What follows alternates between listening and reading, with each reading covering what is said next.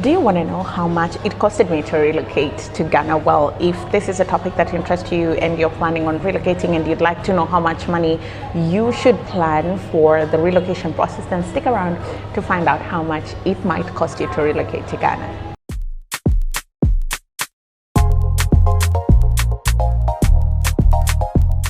What's up, guys? Welcome to another episode of the vlog. My name is Ndero Ganga and today we're talking about money, baby. I've been here for about 30 days and I've been able to sit down, reconcile receipts and everything, and I think I'm ready to just do a mini financial series on how much it costed me to plan my relocation to Ghana. So without further ado, let's just get straight into the video. So I'm looking at this because this is the Excel sheet and I will also pictures of it and attach it there. So I'm just going to take you through everything that I had to plan for through my relocation. Important to note, I use a financial coach. Her name is Susan. She is the CEO of the Legacy Hub KE, and she's the one who helped me put everything into perspective. Now, for the laptop, I had budgeted for 40,000 Kenya shillings, which is about 400 USD, because I needed a machine that I'll be able to use to edit, because I had lost access to the office stuff that I was using because I was no longer working in Nairobi. I had quit my job, but I still needed to work. I needed a new phone to edit, to shoot content with, because I don't have a camera. So that was going to cost me about 30,000, which is 300 US dollars. So we're working with the assumption that 100 Kenya shillings equals to 1 USD. So just have that at the back of your mind. So I bought a laptop, and let me tell you, cost always top up. I think I spent, the plan here says I should have spent 700 USD, but I ended up spending about 700, I think about 720 USD, about 72,000 Kenya shillings. So there'll always be those excess costs that you do not see that will pop up, and that's the thing that I want to insist over and over and over again, that when you're planning, leave some room money, because things will not cost exactly the amount that you think they will cost. So my vlogging was set. I had a new laptop, I had a new phone. Now we needed to travel, which means I needed to book an air ticket. So for my air ticket, I had budgeted for 50,000 Kenya shillings, which is about 500 US dollars. Now the reason I did this is because air tickets kept fluctuating, the prices kept fluctuating, and also at the back of my mind I was just like, one-way tickets are way more expensive than two-way tickets. And then the other thing was that when you looked at COVID and the pandemic, flying had become a little bit more difficult. So you just didn't know what airlines were going to do to stay afloat. So I had budgeted for about 500 USD. Luckily, I got to book my ticket for about $380. So that's how much money it costed me to be able to book a ticket to, come to Ghana. Also, the other thing that I needed to budget for was house rent. At the back of my mind, I knew in Ghana, the rent market is not the same as Kenya. In Kenya, we pay rent on a monthly basis unless you want to do a long-term lease, which is not very popular. But in Ghana, you do long leases. You do a year, you do 2, you do 3. Hey, this is the mistake I made. So I planned for a year. Aki, Kai, Ether, that's my legal guardian. He said, no, a year, you'll be fine. So we planned for a year, and that was about 100,000 Kenya shillings, which is about 1,000 US dollars, until I came to Ghana and realized that it's difficult to get a 1-year lease. Mostly it's 2 years or 3 years. Also, it's difficult to get a house within a week. You guys, you'll see the house hunting video and you'll see how difficult the process really was. So I wasn't able to get a house for a year. Ka-ching, ka-ching, ka-ching.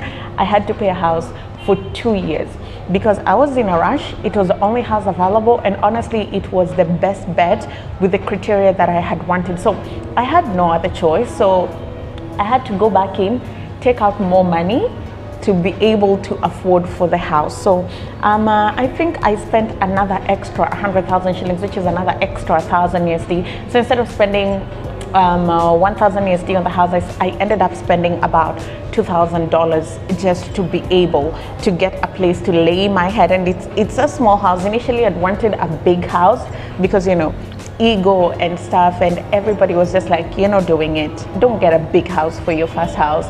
It will take some time before you furnish it. It will take some time before you know where to buy things. You just don't want to be living in an empty house as you figure all these things out. So just get a small space. You're creative, you're not sure how long you'll stay. When you're certain that you want to make this maybe your West African base or your long-term home, then you can move to a bigger house. But now just get a smaller place, which made a lot more sense. And it also made it affordable, because if I was getting the kind of house that I want, honestly, I wouldn't have been able to pay for it for 2 years. Or if I would have paid it for 2 years, it would have left such a big dent on my finances.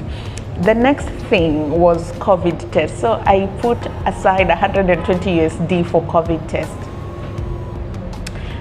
Guys, get the right estimations, because if you don't do the right estimations, you're going to suffer. You're going to suffer the way I did. So the first test I did in Nairobi cost me about $60, okay? So I was like, oh, I'm left with another $60 to do the test in Ghana. But Ether had told me it's about 75 USD to do the test at the airport. So I was like, I'll just top it up with my small money so it doesn't have to leave a big dent on my budget.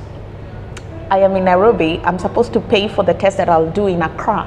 Guess how much I was told the test is? 150 US dollars. It's even higher than the total amount of money that I had budgeted to spend. So it happens, if you're part of ECOWAS, you'll pay about 50. If you're outside ECOWAS, you pay 150. Mark you, it's not PCR, it's rapid antigen test, which are done for free in Nairobi. I'm not going to get into the details. I just hope that that money trickles down and helps ordinary Ghanaians and doesn't go into the pockets of a rich politician, because it would be really sad. So there I ended up overspending. And also, when you calculate the dollars back into the shillings, it was just crazy. I ended up spending an extra $40 that I had not budgeted for. So key in this budgeting, leave some wiggle room. Please remember to leave some wiggle room. That's the only way you're going to survive this. Then for bedding and bed and bed sheets, I said I'll spend $250. Shock on me. I was thinking that the way things are priced in Kenya is the way things are priced in Ghana. It's not the same. So all these 250 USD ended up just buying a mattress and bed sheets, and that was it. Maybe it's because things are expensive here, maybe it's because I was charged a foreigner rate, because I don't know what the prices are, but I wasn't able to buy a bed because I was out of money. And I'm not even going to sit here and lie to you. It's the reality of relocating to a foreign country. Sometimes, no matter how much you plan, there are things that you will not see. But if you're coming to Ghana from a country where there's relatively stability, inflation here is slightly on the higher end, so just have that at the back of your mind. I wasn't going to go back and take some money out to be able to just, no. I had already created an imbalance with taking out an extra 1,000 USD to be able to pay for a house, so I wasn't going to go back in and try and buy a bed. So I have to find money in Ghana to buy a bed. Then curtains. I put aside, I think, is it 100 USD to buy curtains. There were so many miscellaneous costs in between. For example, your agent. You pay an agent about $50 to $5. Is it $5?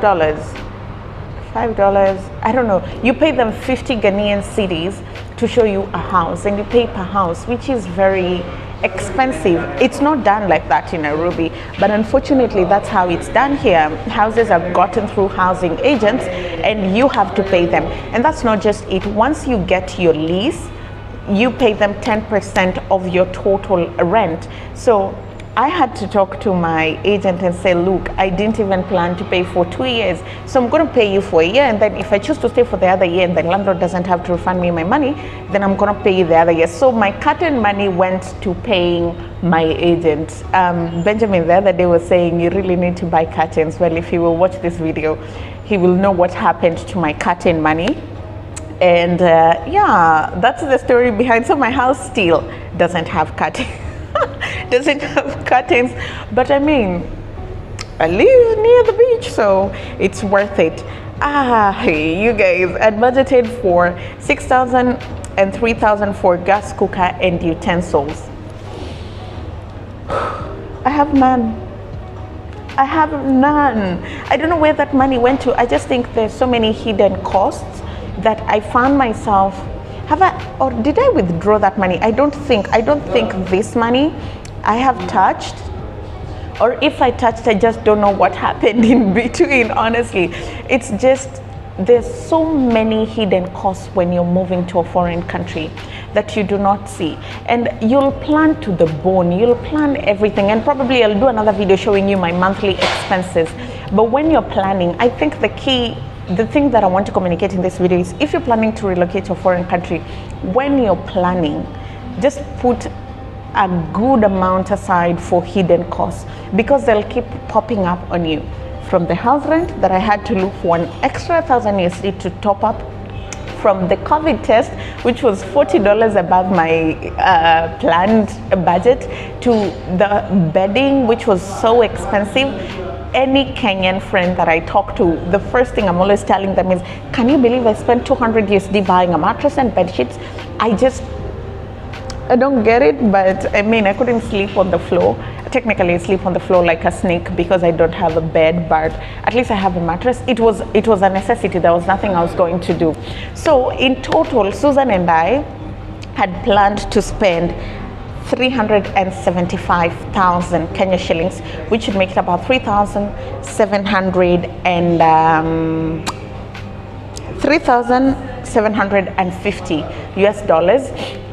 And I've tried, I think it's safe to say I spent about $4,000 just to be able to make all this happen. And do I regret it? No, absolutely no regret. You learn or you win, you know. And I think it's going to take time. It's going to take time for my YouTube pics.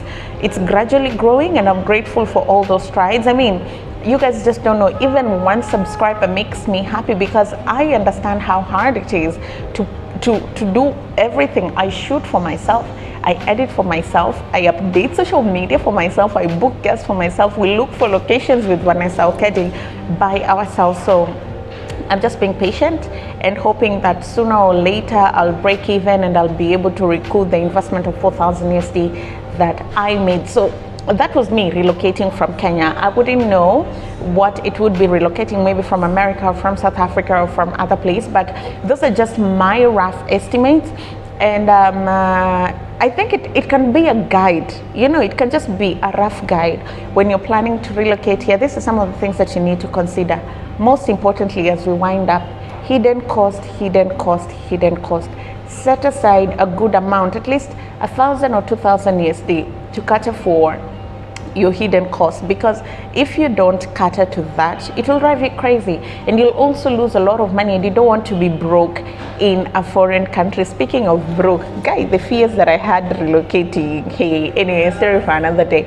Guys, it's been absolutely nice having you here. If you've relocated to Ghana, please comment down below what your experience was, how much money you spent, how that financial journey was for you. I mean, these are things that I wish there were such videos out there that I could have used to benchmark. Unfortunately, in our culture, people are not very open about money, and people are not very open about talking about money. But I mean, we are a different generation, we can change that. I'll see you guys in the next vlog.